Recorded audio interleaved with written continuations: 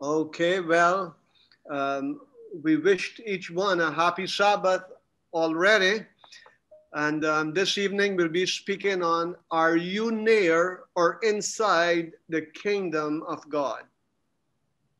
Tadi kita sudah saling menyapa selamat Sabat satu sama lain. Sekarang kita akan mengikuti renungan yang berjudul, apakah Anda dekat atau berada di dalam kerajaan Allah? Let us go immediately to Mark chapter 12, verse 28 through 37. Mari kita buka buku Markus pasal 12 ayat 28 sampai 37.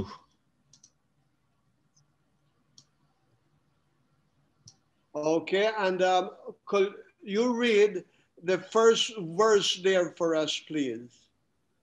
Baik, okay, I will read. Kita akan baca ayat yang pertama. Ayat 28, lalu seorang ahli Taurat yang mendengar Yesus dan orang-orang Saduki bersoal jawab dan tahu bahwa Yesus memberi jawab yang tepat kepada orang-orang itu, datang kepadanya dan bertanya, hukum manakah yang paling utama? Okay, we see here that the scribe comes and asks Jesus, what is the first commandment? It doesn't mean first, but what is the greatest commandment? Jadi di sini kita lihat seorang ahli Taurat bertanya kepada Yesus tentang hukum manakah yang paling utama. Dia tidak bertanya yang pertama, tetapi yang paling utama. And let us see what Jesus responds with in verse 29. Mari kita lihat jawab Yesus dalam ayat 29. Jawab Yesus, hukum yang terutama ialah, dengarlah hai orang Israel, Tuhan Allah kita, Tuhan itu Esa.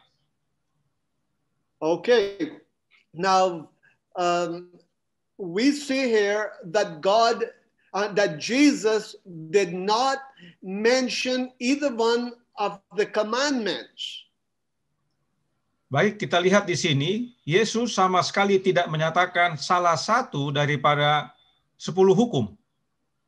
The first commandment is, thou shalt have no other gods before me.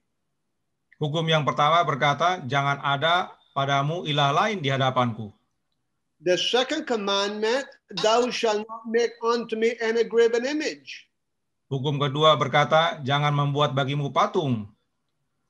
And the third one, thou shalt not take the name of the Lord thy God in vain. Hukum ketiga berkata, jangan menyebut nama Tuhan Allahmu dengan sia-sia. And we see that Jesus did not mention either one of them. Dan kita lihat di sini bahwa Yesus sama sekali tidak menyebutkan salah satu dari hukum-hukum itu. Jesus responded by saying, the Lord our God is one Lord. Yesus menjawab dengan berkata, Tuhan Allah kita, Tuhan itu Esa. So this was the most important and greatest thing that this scribe needed to know before he can even keep the commandments. Jadi ini adalah hal yang paling utama dan penting diketahui oleh sang ahli Taurat bahkan sebelum dia memelihara hukum tersebut. And verse 30, could you read verse 30 please? Oke. Ayat 30 berkata, kasihilah Tuhan Allahmu dengan segenap hatimu dan dengan segenap jiwamu dan dengan segenap akal budimu dan dengan segenap kekuatanmu. So Jesus says there is one God and you must love him with all your heart, mind, soul, and strength. Jadi Yesus berkata, Tuhan itu adalah Esa, kasihilah dia dengan segenap hati, segenap jiwa, segenap akal budi, dan segenap kekuatan kita. And the second is like unto it. Let us read verse 31 and 32. Ayat 31, dan hukum yang kedua ialah, kasihilah sesamamu manusia seperti dirimu sendiri, tidak ada hukum lain yang lebih utama daripada kedua hukum ini. Ayat 32, lalu kata ahli Taurat itu kepada Yesus, tepat sekali guru, benar katamu itu, bahwa dia Esa dan bahwa tidak ada yang lain kecuali dia. So the scribe says he recognizes that Jesus answers appropriately and says that there is one God and there is no other besides him. Jadi, sang ahli Taurat melihat bahwa jawaban Yesus itu tepat dan benar, bahwa Allah itu Esa dan tidak ada yang lain kecuali dia. And let us read verse 34 now. Mari kita baca ayat 34. Yesus melihat bagaimana bijaksananya jawab orang itu dan ia berkata kepadanya, engkau tidak jauh dari kerajaan Allah, dan seorang pun tidak berani lagi menanyakan sesuatu kepada Yesus. And Jesus answered him, or Jesus recognized that the scribe answered wisely or discreetly. Jadi Yesus melihat bahwa dengan bijaksana sang ahli Taurat menjawab akan pernyataan Yesus tersebut. But notice one thing, Jesus told the scribe, thou art not far from the kingdom of God. Namun perhatikan dari tanggapan Yesus, dia katakan, engkau tidak jauh dari kerajaan Allah. Now, if Jesus tells the scribe that in believing there is one God, he is very close to the kingdom of God. Jadi, jika Yesus menyatakan kepada sang ahli Taurat bahwa jika percaya adanya satu Allah, engkau tidak jauh dari kerajaan Allah. But you notice Jesus did not tell the scribe that he is in the kingdom of God. Namun perhatikan, Yesus tidak berkata kepada dia bahwa engkau di dalam kerajaan Allah. He told the scribe, you are not far from the kingdom of God. Yang dia katakan adalah engkau tidak jauh dari kerajaan Allah. Therefore, the scribe is lacking something. Karenanya, sang ahli Taurat memiliki kekurangan. Now, what is the scribe lacking to enter the kingdom of God? Pertanyaannya, apa yang menjadi kekurangan sang ahli Taurat sehingga dia tidak dapat di dalam kerajaan Allah? Jesus goes on to explain what the scribe must do to be saved in verse 35 through 37. Yesus kemudian menjelaskan dalam Markus 12 ayat 35 sampai 37 apa yang harus dilakukan sang ahli Taurat agar dia dapat selamat. Saya baca, pada suatu kali ketika Yesus mengajar di Bait Allah, ia berkata, bagaimana ahli-ahli Taurat dapat mengatakan bahwa Mesias adalah anak Daud? Daud sendiri oleh pimpinan Roh Kudus berkata, Tuhan telah berfirman kepada Tuanku, duduklah di sebelah kananku, sampai musuh-musuhmu kutaruh di bawah kakimu. Daud sendiri menyebut dia tuannya. Bagaimana mungkin ia anaknya pula? Orang banyak yang besar jumlahnya mendengarkan dia dengan penuh minat.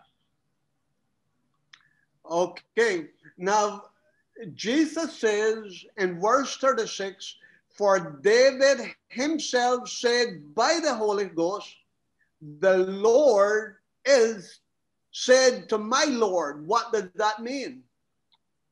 Nah, dalam ayat 36, Daud sendiri telah mengatakan oleh pimpinan Roh Kudus, Tuhan telah berfirman kepada Tuanku, apa maksudnya ini? Sit thou at my right hand till I make thine enemies a footstool. Duduklah di sebelah kananku, sampai musuh-musuhmu kutaruh di bawah kakimu. So, when Jesus mentions that David said, the Lord said to my Lord, what was Jesus explaining to the scribe? Berdasarkan ayat ini, apakah yang Yesus hendak sampaikan kepada sang ahli Taurat saat dia berkata, Tuhan telah berfirman kepada Tuanku, duduklah di sebelah kananku. Apa yang Yesus hendak sampaikan? In other words, what is said here is that God said to Jesus, Dalam kata lain, Allah dalam hal ini mengatakan sesuatu kepada Yesus. sit thou on my right hand till I make thine enemies thy footstool. Dengan mengatakan, duduklah di sebelah kananku sampai musuh-musuhmu kutaruh di bawah kakimu. And you notice that Jesus went on and said that David called Jesus Lord. Dan kita baca dalam ayat 37, Daud sendiri menyebut Yesus Tuannya. Though Jesus was the descendant of David, David recognized that Jesus was the Son of God. Meskipun dalam silsilah, Yesus adalah keturunan Daud, tapi Daud mengenal dan mengetahui bahwa Yesus adalah Tuhannya. So David called Jesus and recognized him as the divine Son of God. Karenanya dalam hal ini, Daud mengenal dan mengetahui bahwa Yesus adalah anak Allah yang ilahi. Now let us make it much clearer. Let's see what the Bible says. Mari kita lebih memperjelas dengan melihat apa yang Alkitab nyatakan. Now, number one of the first things that you must recognize is that there is one God. Nah, satu hal yang pertama yang perlu kita ketahui adalah hanya ada satu Allah. The second is to recognize that Jesus is the Son of God. Hal yang kedua yang perlu kita ketahui adalah bahwa Yesus adalah anak Allah. And if you do not accept Jesus as the Son of God, there is no salvation. Dan jika kita tidak menerima bahwa Yesus adalah anak Allah, maka tidak ada keselamatan. Let us see what Acts chapter 4 and verse 12 says. Mari kita baca apa yang Kisah 4 ayat 12 nyatakan. Kisah 4 ayat 12, dan keselamatan tidak ada di dalam siapapun juga selain di dalam Dia, sebab di bawah kolong langit ini tidak ada nama lain yang diberikan kepada manusia yang olehnya kita dapat diselamatkan. Neither is there any salvation except through Jesus Christ. Tidak ada keselamatan dalam siapapun kecuali di dalam Yesus Kristus. And let us read John 14:6. Mari kita baca Yohanes 14 ayat 6. Yohanes 14 ayat 6 berkata, kata Yesus kepadanya, Akulah jalan dan kebenaran dan hidup. Tidak ada seorang pun yang datang kepada Bapa kalau tidak melalui aku. So the only way to God is through Jesus Christ. Satu-satunya jalan kepada Allah hanya Yesus Kristus. If we reject Christ, we reject God. Jika kita menolak Yesus, kita menolak Allah. Because Jesus is the way, the truth, and the life. Sebab Yesuslah jalan dan kebenaran dan hidup. And no man can come to God except through Jesus Christ. Dan tidak ada seorang pun yang datang kepada Bapa atau Allah kalau tidak melalui Yesus Kristus. And let us continue to see what Romans chapter 8 and verse 9 says. Kemudian kita lihat Roma 8 ayat 9. Roma 8 ayat 9 berkata, tetapi kamu tidak hidup dalam daging, melainkan dalam roh, jika memang roh Allah diam di dalam kamu. Tetapi jika orang tidak memiliki roh Kristus, ia bukan milik Kristus. So, if we want the Spirit of God, it comes only through Jesus Christ. Jadi, jika kita menginginkan Roh Allah, hal itu hanya dapat kita terima melalui Yesus Kristus. So, my dear brothers and sisters, we must accept that there is one God and that Jesus is the literal divine Son of God. Jadi, saudaraku dalam Tuhan, kita harus menerima bahwa hanya ada satu Allah dan Yesus adalah anaknya yang tunggal, anak yang ilahi, anaknya yang literal. So we see here that because we are sons, God had sent forth the Spirit of His Son into our hearts. Dan itu sebabnya dalam Galatia 4 ayat 6, Paulus menuliskan, dan karena kamu adalah anak, maka Allah telah menyuruh roh anaknya ke dalam hati kita yang berseru, ya Aba, ya Bapa. So we cannot receive the Spirit of God if we do not accept that Jesus is the literal divine Son of God.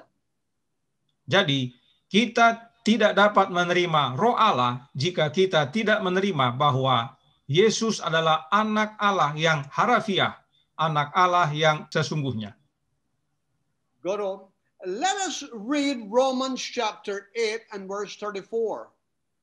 Kita baca Roma 8 ayat 34 yang berkata, Kristus Yesus yang telah mati, bahkan lebih lagi yang telah bangkit, yang juga duduk di sebelah kanan Allah, yang malah menjadi pembela bagi kita. So the only one that can make intercession for us is Jesus himself. Satu-satunya yang mengadakan pengantaraan bagi kita adalah Yesus Kristus itu sendiri. You know, just last week, Saudaraku dalam Tuhan, baru-baru ini, minggu yang lalu, my eldest son was fired from the ministry. anak saya yang tertua dipecat dari pelayanan. He worked in Austria as a pastor. Dia bekerja di Austria sebagai pendeta. And they defended that Jesus is the literal Son of God. Dia mempertahankan bahwa Yesuslah anak Allah yang literal, yang harafiah. And so the union sent a letter to every member of every church in Austria. Kemudian, kantor daerah mengirimkan surat kepada setiap umat dari setiap gereja di Austria, stating that my son and another pastor who was fired, they believe that Jesus is the literal Son of God. Dan dalam surat itu, kantor daerah menyatakan bahwa anaknya yang tertua bersama seorang pendeta lagi yang lain yang juga turut dipecat, percaya kepada anak Allah yang harafiah. And in the very same letter, dan pada surat yang sama, it stated that the union dikatakan bahwa kantor daerah do not believe that Jesus is the literal Son of God. Bahwa mereka tidak percaya Yesus adalah anak Allah yang harafiah. You know, it amazes me how the Seventh-day Adventist Church have rejected Jesus Christ as the literal Son of God. Sungguh sangat mengherankan bagi saya bagaimana Gereja Masehi Advent Hari ke-7 telah menolak Yesus anak Allah yang harafiah.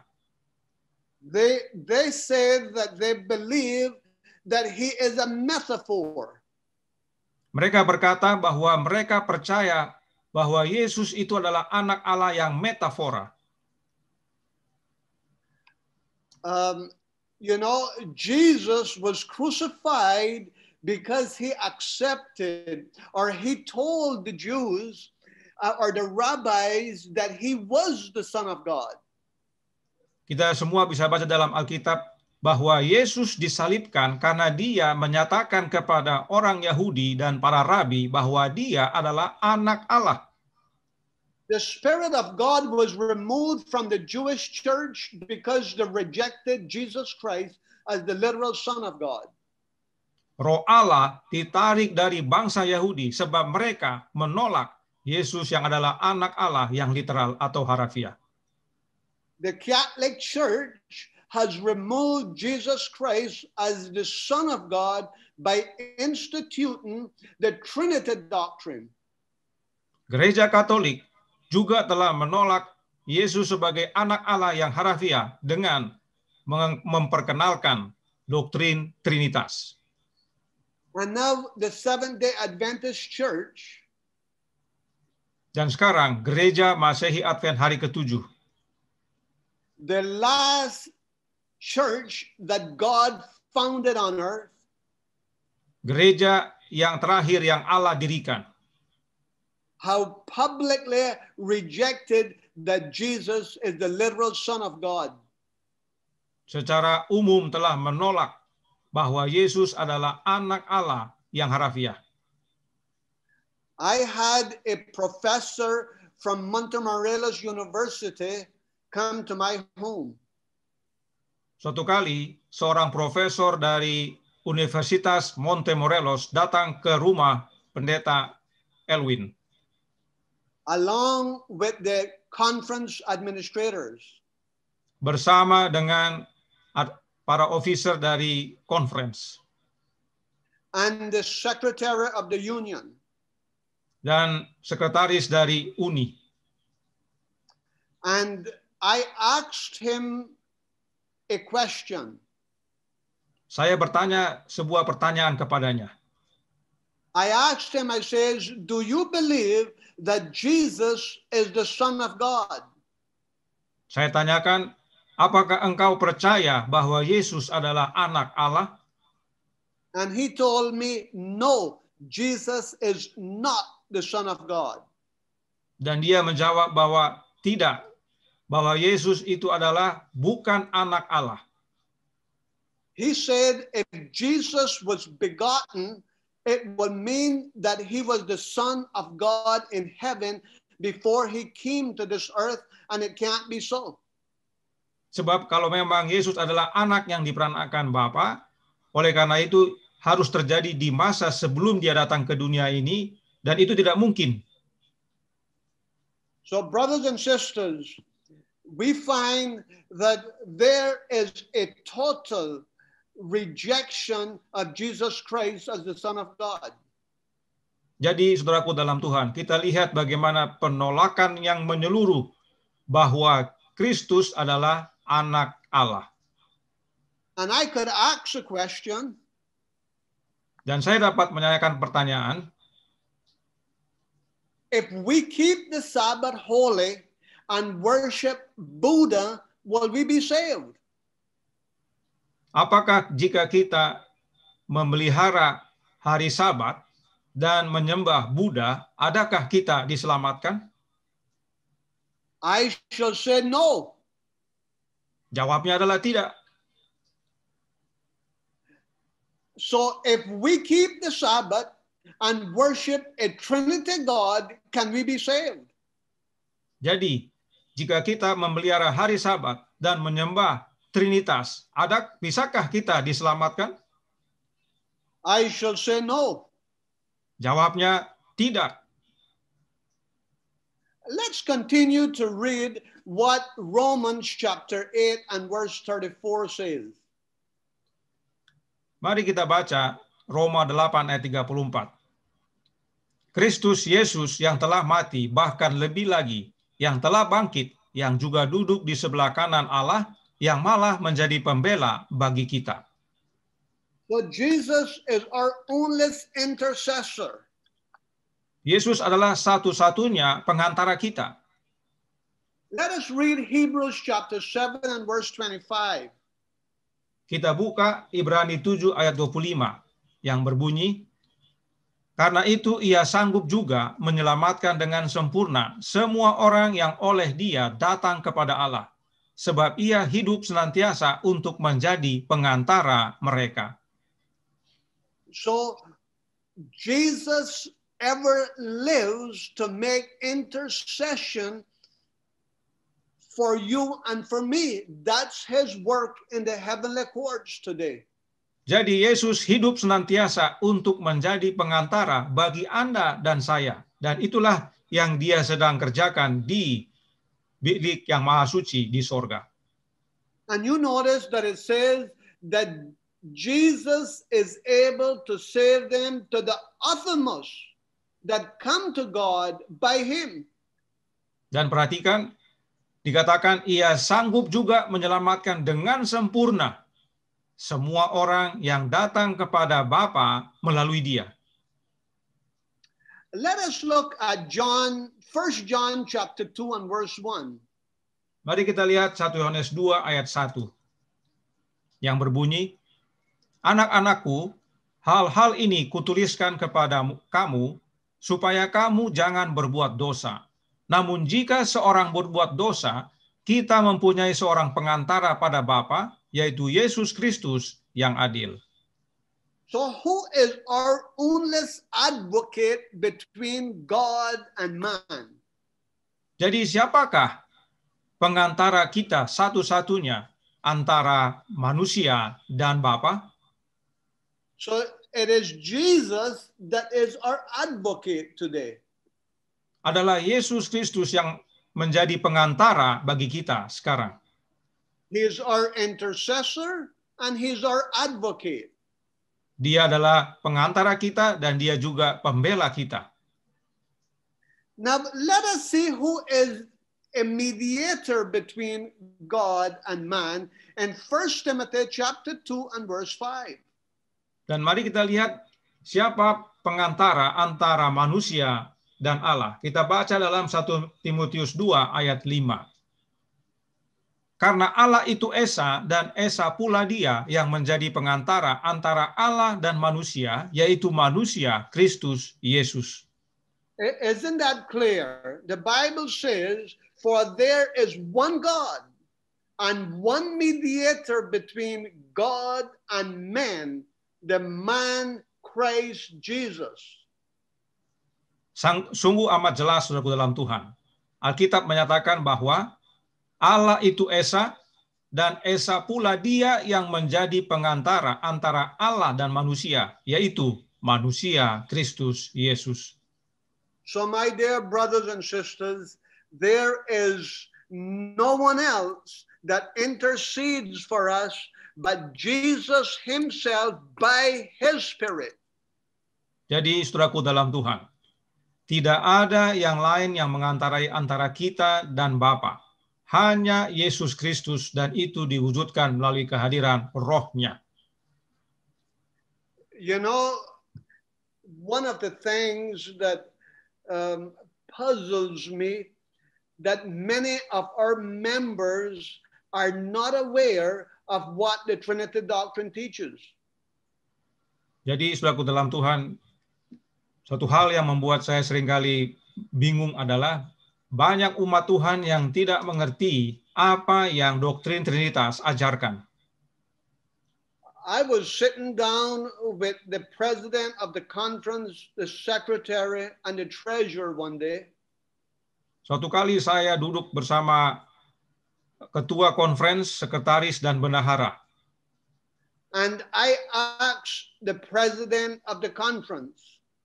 Dan saya bertanya kepada ketua konferensi tersebut. I asked him, I says, do you believe that Jesus is the literal Son of God? Saya tanyakan, apakah Anda percaya bahwa Yesus adalah anak Allah yang harafiah? And he kind of said, yes, I do believe that he's the Son of God. Dan dia coba menjawab, ya saya percaya bahwa dia anak Allah. But the secretary of the conference, tapi sekretaris konferensi berkata, he spoke up. Dia bicara. And he says, no, Pastor, the Seventh-day Adventist Church does not believe that Jesus is the literal Son of God. Sang sekretaris berkata bahwa, tidak, Pastor. Gereja Masehi Advent Hari ke-7 tidak percaya bahwa Yesus Kristus adalah anak Allah yang harafiah. So my dear brothers and sisters, Jadi, saudaraku dalam Tuhan, we have to accept that there is one God, there is one mediator between God and man, and that is Jesus Christ. jadi saudaraku dalam Tuhan, kita harus menerima bahwa hanya ada satu Allah. Allah itu Esa. Dan Esa pula dia yang menjadi pengantara antara Allah dan manusia, yaitu manusia Kristus Yesus. And I will encourage each one of our brothers and sisters. Dan saya memberikan dorongan kepada semua kita, saudara sekalian. Let us study God's word Mari kita pelajari firman Allah for ourselves, because we will have to give an account of our faith someday by ourselves. sebab kita akan mempertanggungjawabkan. Ya, jadi pentingnya kita mempelajari firman Allah untuk diri kita sendiri, sebab suatu waktu nanti kita akan mempertanggungjawabkan apa yang kita percayai sendirian. Take your Bibles, study it daily, and spend time in the study of God's word. Jadi ambil Alkitab saudara, pelajari setiap hari, dan khususkan waktu untuk mempelajari firman Allah. You know, Satan is a master in diversional tactics. Kita tahu bahwa setan adalah seorang yang mempunyai keahlian taktik mengalihkan. While Jesus is in heaven preparing to come to earth to save you and I, Pada waktu Yesus bersedia untuk datang ke dunia ini untuk menyelamatkan saudara dan saya, we are all caught up with what's happening in the world. kita semua sibuk dengan apa yang terjadi di dunia ini. We are all looking and investigate many things that is unnecessary to our soul salvation. Kita melihat banyak hal, kita meneliti banyak hal yang tidak ada hubungannya dengan keselamatan jiwa kita.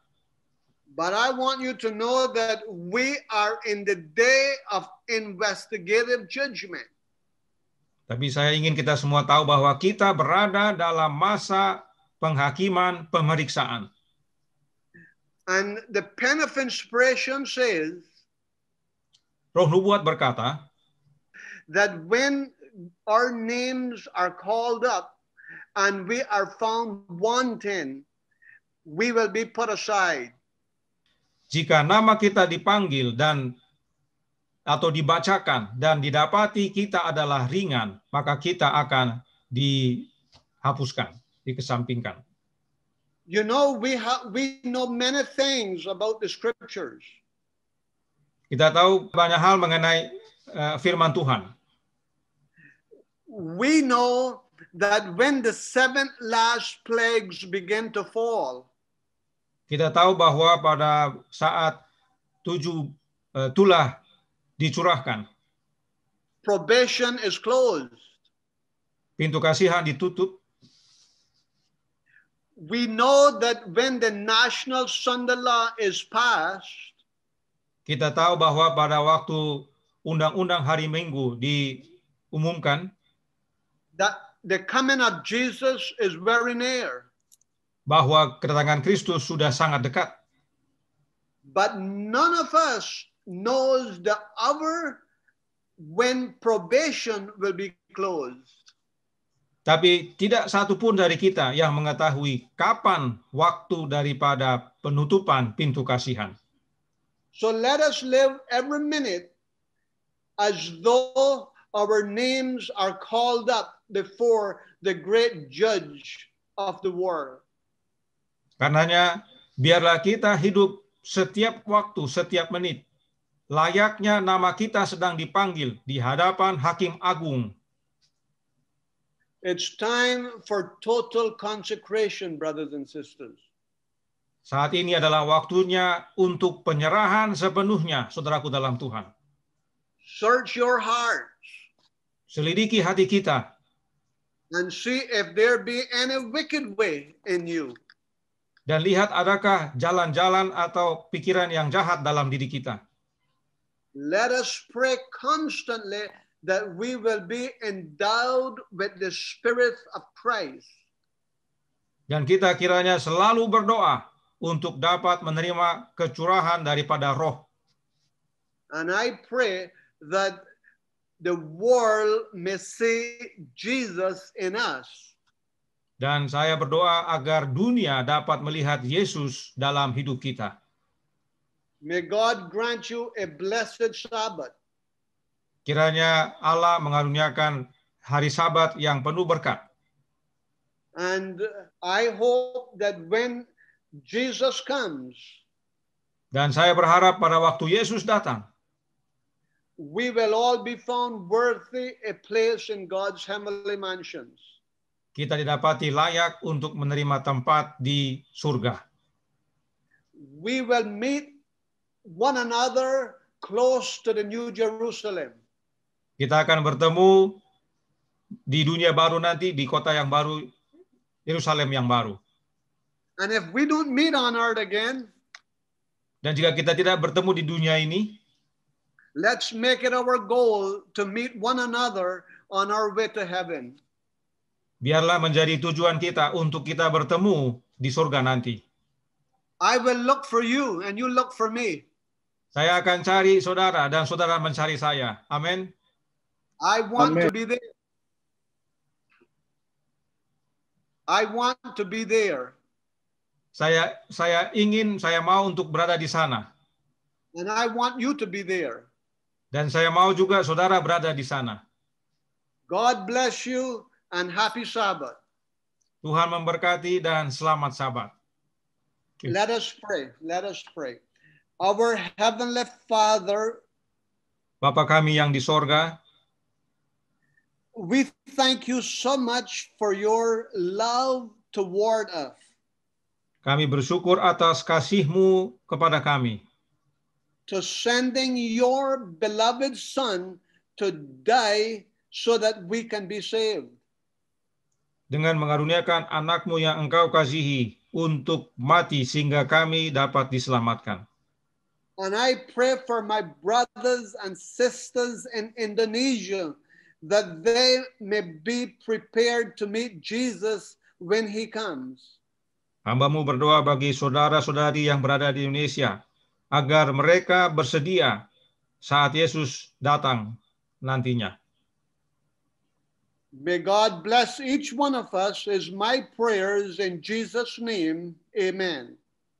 Kiranya Tuhan memberkati masing-masing kita. Dalam nama Yesus kami berdoa. Amin. Amen.